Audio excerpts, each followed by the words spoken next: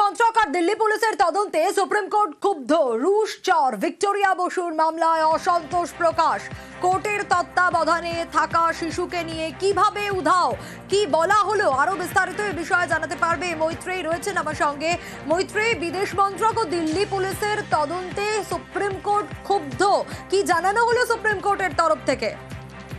দেখো সোনিয়া, সর্বোচ্চ আদালতের বিচারপতি সূর্যকান্ত এবং বিচারপতি জয়মাল্য বাগচির বেঞ্চ এই মামলা শুনানি করছেন এবং আজকে যখন শুনানি হয় তখন কেন্দ্রের তরফ থেকে অ্যাডিশনাল সলিসিটর জেনারেল ঐশ্বরিয়া ভাটি তিনি জানান যে আদালতের নির্দেশ মতো ভিক্টোরিয়া বসু এগেইনস্টে কিডন্যাপিং এবং ডিজিটাল ডকুমেন্ট ফর্জারির অভিযোগ এফআইআর রুজু হয়েছে এবং ব্লু কালার নোটিশও জারি করা হয়েছে।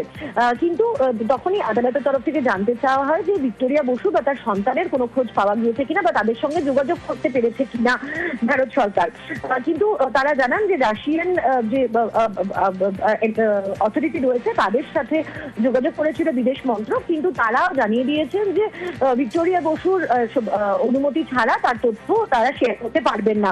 এরপরে যথেষ্ট অসন্তোষ প্রকাশ করেন বিচারপতি সূর্যকান্ত এবং তিনি বলেন যে এখানে দিল্লি পুলিশের হাত থেকে প্রথমত এই শিশুটি আদালতের কাস্টাডিতে ছিল এবং সেখান থেকে সেই শিশুটিকে নিয়ে চলে যাওয়া হয়েছে, ফলে সেখানে দিল্লি পুলিশের ভূমিকার যথেষ্ট অসন্তোষ প্রকাশ করেন এবং তারা বলেন যে দিল্লি পুলিশ এভাবে হাত গুটিয়ে নিতে পারে না।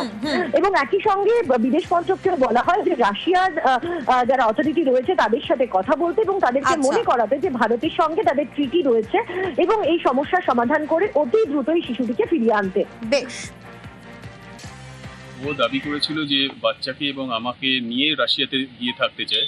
সেখানে যেহেতু আমি মানা করে দিই, সুপ্রিম কোর্ট জাস্ট একটা কাস্টাডি অ্যারেঞ্জমেন্ট করেছিল 3 দিনের জন্য ওর কাছে, 4 দিনের জন্য আমার কাছে। ওর ক্রিমিনাল ব্যাকগ্রাউন্ড এবং সমস্ত কিছু রয়েছে, অ্যাসোসিয়েশন খুব খারাপ, সেই কারণে পুলিশ প্রোটেকশনে রেখেছিল। কিন্তু যেহেতু পুলিশ প্রোটেকশন সেরকমভাবে দেওয়া হয়নি, বাচ্চাকে নিয়ে বেরিয়ে গেছে ও। এখন সুপ্রিম কোর্ট খুব সিরিয়াস ব্যাপারটাতে এবং মিনিস্ট্রি অফ এক্সটার্নাল অ্যাফেয়ার্সকে আজকে ডাইরেকশন দিয়েছে, স্ট্রং ডাইরেকশন, যেন মিনিস্ট্রি অফ এক্সটার্নাল অ্যাফেয়ার্স যেন শুধু রাশিয়ান এম্বাসির সাথে যে কমিউনিকেশন হচ্ছে সেটুকুতেই যেন ইনভলভ না থাকে, যেন ডিপ্লোম্যাটিক প্রেশারও ক্রিয়েট করতে পারে। এবং রাশিয়ান এম্বাসিকে মনে করিয়ে দিয়েছে যে দুটো দেশের মধ্যে ট্রিটি রয়েছে এবং Russian embassy cannot hide behind the actions that it has done.